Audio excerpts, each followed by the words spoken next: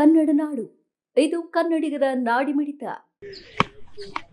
ಮನೋ cinema release ಆಗಿ ಜನರ ಮಧ್ಯೆ ಹೇಳ್ಬೇಕು, ಬಟ್ ಪರಿಸ್ಥಿತಿ ಹೀಗೆ ಮಾಡ್ತಾರೆ. ಸೊ ಹೇಗೆ ರಿಲೀಸ್ ಆಗ್ತಾ ಇದ್ದಾರೆ, ಏನು ಹೇಳ್ತೀರಾ ಈ ಘಟನೆಗೆ?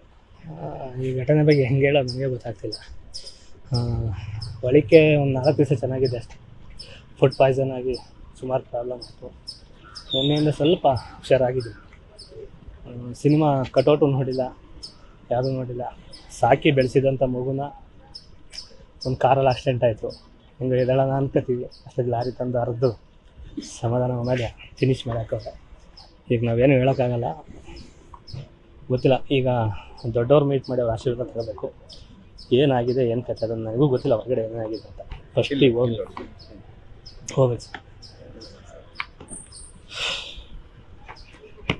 ಈಗ ಸಿನಿಮಾ ರಿಲೀಸ್ ಹಿಂದಿನ ದಿನನೇ ನಿಮಗೆ ಈ ರೀತಿ ಒಂದು ಘಟನೆ ಎದುರಾಯಿತು, ರೇಪ್, ಅತ್ಯಾಚಾರ ಅನ್ನೋದು ನಿಮ್ಮ ಆಪ್ತರೇ ನಿಮ್ಮ ಜೊತೆಗಿದ್ದಂಥವ್ರೆ ಮಾಡಿದಾಗ ಏನು ಅದನ್ನು ಫೇಸ್ ಮಾಡಿದ್ದು ಸನ್ನಿವೇಶ ಆಗಿದೆ?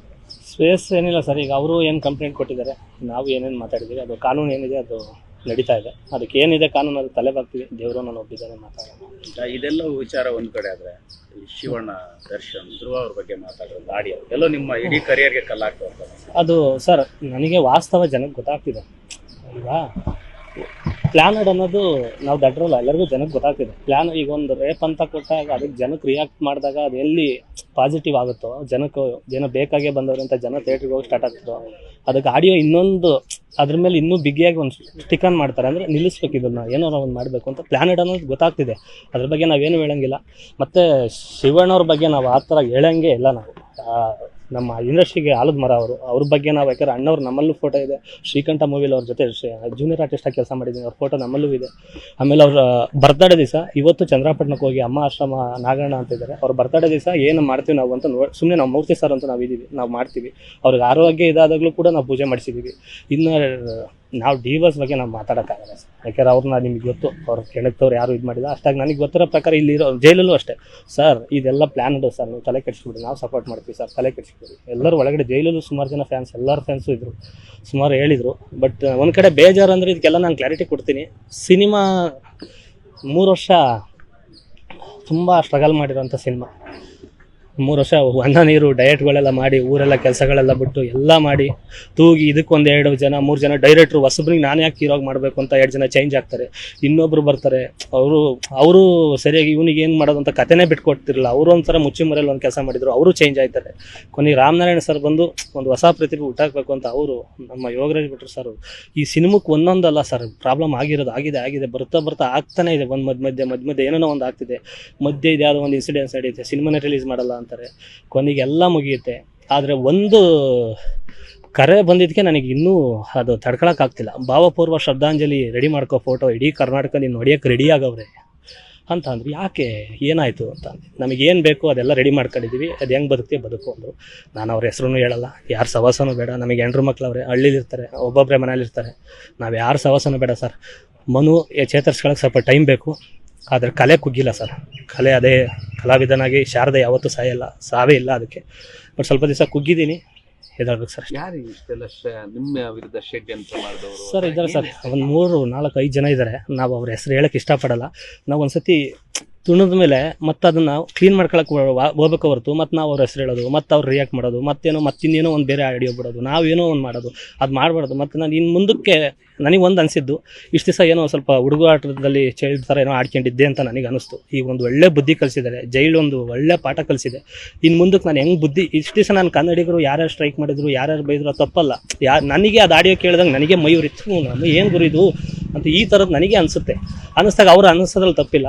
ನನಗೆ ಯಾರ್ಯಾರು ಬೈದವ್ರೆ, ಏನೇನು ಅಂದಿದ್ದಾರೆ, ಎಲ್ಲರೂ ಕನ್ನಡಿಗರೇ ಅಂದವ್ರೆ, ಬೇರೆ ಭಾಷೆಯವರೇನು ಅಂದಿಲ್ಲ. ನನಗೆ ಎಲ್ಲ ತಂದೆ ತಾಯಿಗಳು ನನಗೆ ಬುದ್ಧಿ ಕಲೀಲಿ ಅಂತ ಬೈದವ್ರೆ ಹೊರತು ನನ್ನೇನು ಹೊಡೆದಾಕ್ಬೇಕು ಸಾಯಿಸ್ಬೇಕು ಅಂತ ಯಾರೂ ಅಂದಿಲ್ಲ. ಅವ್ರ ಮಾರ್ಗದರ್ಶನದಲ್ಲಿ ಒಂದು ಮುಂದಕ್ಕೆ ಇನ್ಮೇಲೆ ಏನು 2025 ಐತಲ್ವಾ, ಇನ್ಮೇಲೆ ಒಂದು ಒಳ್ಳೆ ಬುದ್ಧಿ ಕಲಿತು ಇನ್ನು ಮುಂದಕ್ಕೆ ಯಾರ ಜೊತೆ ಇರಬೇಕು, ಯಾರು ಸವಾಸ ಮಾಡಬೇಕು, ಯಾರ ಜೊತೆ ಹೆಂಗೆ ಮಾತಾಡಬೇಕು ಅನ್ನೋದನ್ನ ಒಂದು ತಿಳಿಸ್ಕೊಟ್ಟಿದ್ದು ಏನೋ ಗೊತ್ತಿಲ್ಲ. ಮುಂದಕ್ಕೆ ದೊಡ್ಡದಾಗೋದನ್ನ ಇಲ್ಲಿಗೆ ಇದು ದೊಡ್ಡದೇ, ಏನು ಚಿಕ್ಕದಲ್ಲ. ನಿಮ್ಮ ಮಾತುಗಳು ನಿಮಗೆ ದುಬಾರಿ ಆಯ್ತಾ ಅಂತ ಅನಿಸ್ತಾ? ಏನು ಅದನ್ನು ನೀವು ಪ್ರಜ್ಞಾಪೂರ್ವಕವಾಗಿ ಮಾತನಾಡಿದ್ದ ಅಥವಾ? ನಂದು ಅಲ್ಲವೇ ಅಲ್ಲ ಸರ್. ನಾನು ಅದನ್ನು ಪ್ರತಿಯೊಂದು ಹೇಳ್ತೀನಿ, ಒಂದು ಟೈಮ್ ಬರುತ್ತೆ ಅದು ಏನಾಗಿದೆ, ಏನು ಮಾಡಿದ್ದಾರೆ ಅಂತ.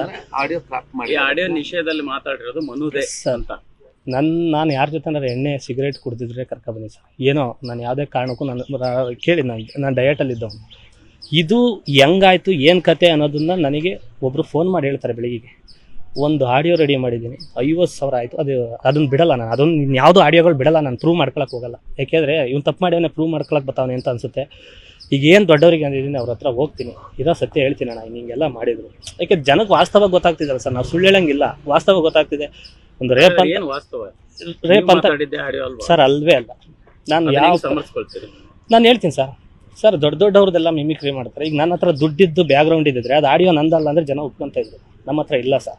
ಊರಲ್ಲಿ ಯಾವುದೋ 1.5 ಎಕರೆ ಜಮೀನು ಇಟ್ಕೊಂಡು ಶುಂಠಿ ಅಲೆಗಡೆ ಬೆಳ್ಕೊಂಡು ಅದ್ರ ಮೂಲಕ ಇಲ್ಲಿ ಯಾವುದೋ ಒಂದು ಕಲೆ ನಂಬ್ಕೊಂಡು ಎಲ್ಲರನ್ನೂ ಒಂದು ದೊಡ್ಡವ್ರ ಆಶೀರ್ವಾದ ತಗೊಂಡು ಕುಲದಲ್ಲಿ ಕೇಳಿ ಯಾವುದೋ ಟೈಟ್ಲು ಶಿವಣ್ಣ ಅವ್ರದ್ದು ಅಂತ 50 ಸತಿ ಹೇಳಿದ್ದೀನಿ. ಅವ್ರು ಕೊಟ್ಟಿರೋಂಥ ಟೈಟ್ಲು, ಅಣ್ಣವ್ರ ಆಶೀರ್ವಾದ ಸಿಕ್ಕಿದ್ದು, ಇಷ್ಟೆಲ್ಲ ಹೇಳಿದವನು ಈ ಥರ ಧ್ರುವ ಸರ್ಜಾ ಸರ್ ನಮ್ಮ ಪೋಸ್ಟರ್ ಲಾಂಚ್ ಮಾಡ್ಯಾರ ಸರ್. ಯಾರಾದರೂ ಅದು ಗೊತ್ತಿಲ್ಲ ಏನೇನು ಮಾಡಿದ್ದಾರೆ ಅಂತ, ಬಟ್ ನನಗೆ ಅದೊಂದು ಹೇಳಿದ್ದು ನನಗೆ ಇನ್ನೂ ಕಿವಿಲಿ ಗುಯ್ ಅಂತಿದೆ. ಬೆಳಿಗ್ಗೆ ಫೋನ್ ಮಾಡಿ ನಮಗೆ ಏನು ಮಾಡಬೇಕು 2 ಥರ ಪ್ಲ್ಯಾನ್ ಆಗಿದೆ, ನೀನು ರೇಪ್ ಅನ್ನೋದ್ರಲ್ಲಿ ಏನಾದರೂ ಬದುಕ್ಸ್ಕೊಂಡ್ರೆ ಇನ್ನೊಂದು ನಾವು ರೆಡಿ ಮಾಡಿದ್ದೀವಿ, ಅದು ಹೆಂಗೆ ನೋಡೋಣ ಅಂತ ಅಂದರು. ಅದು ಯಾರು ಜೈಲಿಗೆ ಬಂದ್ಮೇಲೆ ಆಡಿಯೋ ಬಂದಿದ್ದು? ಹ್ಞೂ ಸರ್. ಅದೇ ಹಾಗಾದ್ರೆ ನಿಮ್ಗೆ ಜೈಲಿಗೆ ಬಂದ್ಮೇಲೆ ಫೋನ್ ಮಾಡಿದ್ರಾ? ಇಲ್ಲ ಮುಂಚೆನೇ ಒಂದು ಹೇಳಿದ್ರು, ಇಂಟ್ ಕೊಟ್ಟಿದ್ರು 3 ಜನ. ನಾನು ಇಷ್ಟೆಲ್ಲ ಯಾಕೆ ಮಾಡ್ತಿದ್ರು, ಅದೇನು ಆಡಿಯೋ ಏನು ಕೊಡಿ ಹೋಗ್ಲಿ ನಿಮ್ಗೆ ಏನು ದುಡ್ಡು ಬೇಕಾ ಹೇಳಿ, ಏನೋ ಒಂದು ಮಾಡ್ಸೋಣ ಪ್ಲೀಸ್, ಹಿಂಗೆ ಯಾಕೆ ನನ್ನ ಜೀವನ ಹಾಳು ಮಾಡ್ತೀರಾ ಪ್ಲೀಸ್ ಅಂತ. ಅದು ಏನಾನ ಬೇರೆ ಆಯಿತು ನನಗೆ. ಸರ್ ನೀವು ನಂಬಲ್ಲ, ಈ ಸಿನಿಮಾದಲ್ಲಿ ನೀವು ಪ್ರಮೋಷನ್ ಮುಗಿಸ್ಕೊಂಡು ಬರ್ತೀನಿ, ಕುಣಿಗಾಲಲ್ಲಿ ಮೊಟ್ಟೆ ಹೊಡಿತಾರೆ 4. ನಾನು ಎಲ್ಲೂ ಪ್ರಸ್ತಾಪ ಮಾಡಿಲ್ಲ. ಮೊಟ್ಟೆ ಹೊಡಿತಾರೆ, ಅದು ಸುಮ್ಮನೆ ಅದೇ. ನಾನು ಟರ್ನ್ ಹೊಡ್ಕೊಂಡು ಕುಣಿಗಲ್ಲಿ ಏನು ಬರುತ್ತೆ ಮಾಡಿರೋಡಿಲ್ಲ ಹೆವಿ 140 ಹೊಡ್ಕೊಂಡು ಹೊಂಟೆ. ನಾನು ಅದು ಸುಮ್ಮನೆ ಅದೇ, ನಾನು ಏನೂ ಮಾತಾಡಿಲ್ಲ. ಅದು ಮಗ ನಾನು ಯಾವುದೂ ಹೇಳ್ಕೊಂಡಿಲ್ಲ ಸರ್. ಇದೆಲ್ಲ ಏನೋ ಒಂದು ದೊಡ್ಡ ಗೊತ್ತಿಲ್ಲ ಸರ್. ಏನು ಪ್ರಮೋಷನ್ ನೋಡಿ, ಹಾಸನದಲ್ಲಿ ಪ್ರಮೋಷನ್ ಮಾಡಿದೆ, ಬಸ್ ಸ್ಟ್ಯಾಂಡಲ್ಲಿ ಮಾತಾಡ್ತೀನಿ. ಪಾಪ ಪೊಲೀಸ್ನವ್ರೇನೋ ನಮಗೆಲ್ಲ ಸಹಕಾರ ನೀಡಿದ್ರಿಂದ ಫೋನ್ ಮಾಡಿದ್ರು, ಮನು ನಿಮ್ಮ ಟೀಮ್ ಅವರೇ ನಿನ್ನ ಜೊತೆ ಬೆಳೆದಂಥವ್ರು ನನಗೆ ಫೋನ್ ಮಾಡಿ ಬಸ್ ಸ್ಟ್ಯಾಂಡ್ ಮೈಕ್ ಹೆಂಗೆ ತಗೊಂಡ ಅಂತ ಕಂಪ್ಲೇಂಟ್ ಮಾಡಿ ಅಂತ ಫೋನ್ ಮಾಡಿದ್ರು. ಮನು ಪಾಪ ನೀನು ಅಂಥವನ್ನೆಲ್ಲ ಮಾತಾಡಿದ್ದೆ ನಿಮ್ಮ ಸಿನಿಮಾಕ್ಕೆ ಅಂತ ಅವ್ರು ಅಲ್ಲೊಂದು ಕಂಪ್ಲೇಂಟ್ ಆಯಿತು. ಮಾಡಿಕೊಂಡಿಲ್ವಾ? ಈಗಲೇ ಸಬ್ಸ್ಕ್ರೈಬ್ ಮಾಡಿ, ಬೆಲ್ ಐಕಾನ್ ಅನ್ನು ಒತ್ತಿ ನೋಟಿಫಿಕೇಶನ್ಗಳನ್ನು ಪಡೆಯಿರಿ.